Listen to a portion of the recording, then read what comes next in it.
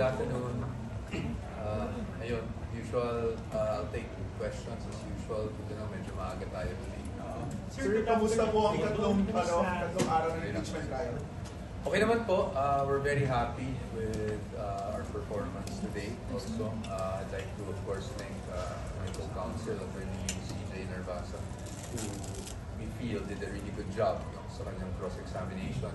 We had targets for today, and we can confidently say that we were able to achieve those targets.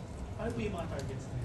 Marami kaming mga gustong lumabas, di ba? For example, again, I cannot discuss the merits, but at least yung nakita nyo, para factual lang tayo, marami kaming gustong palabasin. Like for example, yung extent ng investigation na ginawa, anong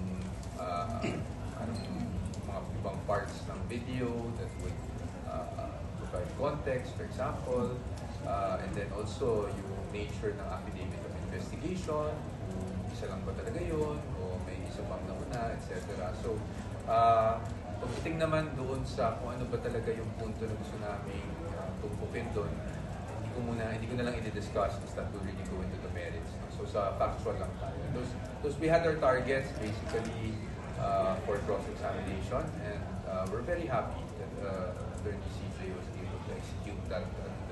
Sir, sa statement ni Attorney Limbo, sa response statement po ni Attorney Limbo, basically nasama po ng defense on the grave threats. Ito po ay mga allegedly ng mga circumstances, ng threats to the family and to ordinary citizens. Tingin niyo po ba enough yun to prove that those grave threats did not constitute impeachable offense? Well, it gave at least a context on our case theory on the matter, di ba? Meaning kung ano ba yung sa pananaw namin talaga ang nangyari dito at bakit namin sinasabing walang basihan yung nagiging allegation nila, especially dun sa pagiging isang impeachable offense nito. But as the presiding officer mentioned, dito naman sa litigation, dito sa mga nangyayaring paglilitis, ang importante is maliban sa mga statements, ang importante talaga yung mapakita natin through yung mga ebidensya na ilalabas pa natin sa mga darating na araw. Again, gusto kong mapaliwanag sa ating mga kababayan, may ano kasi yan, no? Kumbaga, we take our turns, no? So, prosecution muna talaga naglalatag ng kanyang ebidensya, at pagkatapos naman nun, once the prosecution rests, no, and makes their formal offer on the documentary evidence, no, that they will be offering, panahon naman yun ng depensa para naman maglabas at maglatag ng aming mga testigo at mga ebidensya. Attorney, sa cross-examination, ano yung malaki at mabigat na maaaring masabing napatunayan po ng depensa? Mahirap po kasi Sir Henry, pasensya na po talaga kayo because we will be getting into the merits So when we discuss that, we sway public opinion one way or the other. Pero ang masabi ko lang po, gusto lang namin ipakita, no, kung ano ba talaga yung naging extent ng investigasyon na isinagawa. And through the words of the witness, makikita naman po natin kung ano yung nangyari talaga. Attorney, para lang maintindihan ng taong bayan, why do we need to still ask the credibility and the authenticity ng video since before sinabi ni VP Sara na ginawa niya talaga yung well, with the existence of the statement, siguro alam naman natin lahat ay hindi na tayo makikipaglokohan that the statement never existed. But as to the video, for example, it's important kasi ang ebidensya, hindi naman yan pwedeng maglakad mag-isa papunta sa korte, hindi ba? That's why, and not just with impeachment, that's with all regular court proceedings. So, hindi naglalakad ang ebidensya mag-isa papunta sa korte. So, you need someone to identify it, to authenticate it. Pagdating sa video, syempre, gusto natin malaman saan nila nakuha yung video, di ba? Dahil, lalo na sa panahon na ganito, wala tayong aligasyon na may binago, wala tayong sinasabing ganun. Pero syempre, kailangan din makasigurado na authenticated yung video, na ano ba yung source ng video nila, diba? Kasi karamihan sa atin, I think, I don't know if any one of you here were there, but members of the press were also in that video, and I think it was a Zoom video, no? So, importante na ma-compare yung Zoom video dun sa pinapakitang video sa atin para masabi natin na talagang faithful yung video sa talagang naganap, or talagang yun talaga yung video, no, na lumabas, or yun yung naging Zoom press conference na lumabas. So, although, I'm sure marami na natagalan sa proceedings kahapon, That's normal, and I'm sure pagdating sa defense, that's why I always say in fairness to the prosecution, pagdating sa defense, baka kailanganin din namin gawin yan, mag-authenticate ng hindi lang ng video, pero ng mga dokumento, which will take time because we will need the persons who have personal knowledge in terms of extraction of documents, videos, transcripts, etc. to identify them in open court. Attorney, kasali, going back to your targets, kasali rin po ba dito yung pag-destroy po sa credibility ni Mr. Calilo? Kasi parang doon sa simula pa lang po, kinestyon na yung materials niya. Well, kanina kasi ang sinasabi naman ay siya ay hindi expert but competent witness. So we were just really, in every cross-examination, we always test the credibility of the witness to be able to determine if the witness is in fact capable of making the testimonies that he or she is making. So that's just part of it. Pero I don't want to form conclusions because that's for the impeachment court. Attorney, viral lang ngayon online yung medyo natawa si Attorney Narvasa while asking yung witness natin. Can we know the reason why? Para lang may paliwanag po natin. Ano po yun? Hindi ko po kasi yung specific.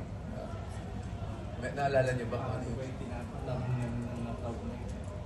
I won't comment na muna. I won't comment na muna on that one. Oo, dahil hindi ko maano kung ano yung specific. Pasensya na po. Sir, bakit po tumagal yung diskusyon, yung pag-cross-examine ni Atty. Narvasa doon sa affidavit na nagmumula sa Department of Justice? Ano po ba yung gusto natin na ma-establish or mailabas doon? Again, factual lang, no? We just wanted to show that there are two affidavits of investigation, hindi lang isa.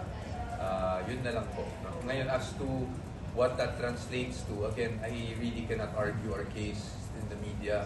We will leave it up to the Sir, impeachment court. itong Factual lang. affidavit ay kaugnay doon sa initial complaint po na inihain ng NBI sa Department of Justice? Aba.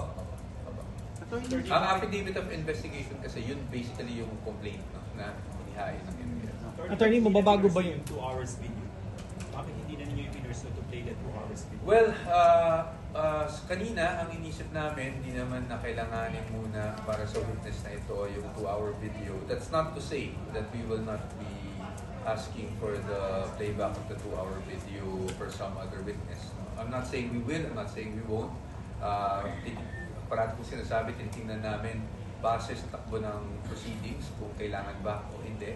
And as I've told you, I think both the prosecution and the defense ayaw rin namin patagalin we play a 2-hour video that would take 2 hours 26 minutes of our time, and the time and the of course judicial time also, no, the time of the court. So hanggat naman hindi kinakailangan, sabi nga namin, hanggat pwedeng papabilisin namin. Pero kung sa tingin namin kinakailangan, we're still not discounting the fact that we might ask for that whole 2-hour video to be. Attorney, sa Monday. Threat allegations po, response niyo po doon ay yung official context or the big context in the video. Yun nga po yung Zuleika, yung Oplan Romanov. Pero in grave threats po kasi, tinitingnan din sa elements yung prior or yung prior behavior doon. Tapos isa po sa mga possible witnesses ng prosecution ay yung sheriff po na sinuntok daw ni Vice President Sara Duterte. How will you reconcile that fact?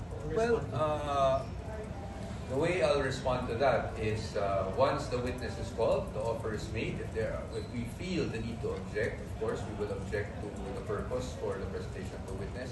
And kung hindi naman, we will be ready to cross-examine that witness. Attorney, sa Monday, si Attorney Zuleika, no? Tuesday po Tuesday yata. siya. Tapos si Lotok sa Monday, and then si Captain Bello. Gaano kayo kahanda doon sa next week na leg natin? Opo, handa naman po kami dahil expected na po yan. Lumabas na kasi sa pre-trial brief ng prosecution itong mga witnesses na ito. So tayo naman ay handa na as far as, of course, Agent Lotok and si Captain Bello. Kung di ako nagkakamali, nandun na rin sila sa House Committee on Justice hearing. So we have prepared for them. Kay Attorney Zuleika, anong inaasahan nyo na magiging testimony niya? Well, that is for the prosecution kasi sila ang nagtawag kay Attorney Zuleika. So we will just be there to see if we need to ask further questions. And Attorney Zuleika, once the prosecution is done with their direct motion. We'll see if there's a need for us to cross-examine. And you mentioned na alam na rin ni VP Sara na papatawag si Attorney Zulaika. Yes, yesterday, nung lumabas yung motion, na nakatanggap kami ng kopya ng motion for issuance of subpoena, which included the name of Attorney Zulaika Lopez or Yusek Lopez, we have informed the Vice President of the same. And ano naman siya, as I told you earlier, yung reaction naman niya, wala naman siyang ganong reaction doon. Because I think everyone expected it naman, including the Vice President. So yung pag-present natin kay Attorney Zulaika dun sa video, ano yung purpose natin? I think na-mention na po kanina. Again, I'm really sorry, I cannot talk about the merits, so baka pwedeng balikan na lang natin na na-mention naman kanina yan. No? But of course, one is context, di ba? But I guess to sum it up, it was the transcription, di ba? The accuracy in transcription. That's why ganun yung tanong ni Attorney CJ.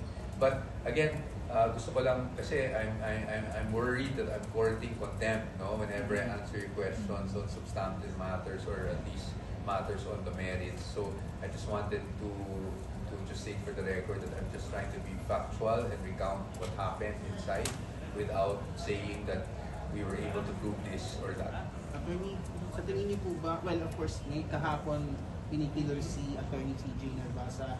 Ngayon parang ang dating ngayon ay parang pinupuri siya ngayon for his process. After the cross-examination, ano ang pakiramdam ni si Attorney CJ Narvasa? Were you able to talk to him after the cross-examination? Well, si Attorney Narvasa is a very level-headed person. So kung ano man ang mga batikos sa kanya kahapon, pagpuri ngayon, his disposition remains the same. I think sanay naman kaming mga abogado na you can never please everyone at any given time. Ako, I've been spokesperson for a few years and I have my group of bashers and group of friends. So we always support each other naman pagdating sa mga ganyan. But our disposition should be level-headed. Sabi nga natin, di ba, hindi tayo nagbibilang kung sinong panalo, sinong talo sa araw-araw because it will happen. There will be times that members of the public won't like what we do. There are times that members of the public would like it. So sa atin, we're just focused on our job and do the best we can to defend the Vice President. Kanina parang narinig namin 10 out of 10 daw yung score ng mga taga-prosecution sa team nila. Kayo sir, anong score niyo? Definitely, para sa akin, 10 out of 10 din. Score internally, meaning we're very happy that we hit our targets. But as to yung scoring on nanalo ba kami today or yesterday or ano, I really don't want to do that. As you can see, ang tanong sa amin kanina is bakit kami object kahapon. And then ngayon nakita nyo rin, puro objection din ng prosecution. And I'm saying, there's nothing wrong with that. There's nothing wrong with the prosecution objecting. There's nothing wrong with us objecting. It's just lawyers doing their jobs. Sir, pa-explain lang maigi yung 10 out of 10. Because we had targets and we were able to meet our targets. So I think we accomplished a lot today. Okay na po. Jairo?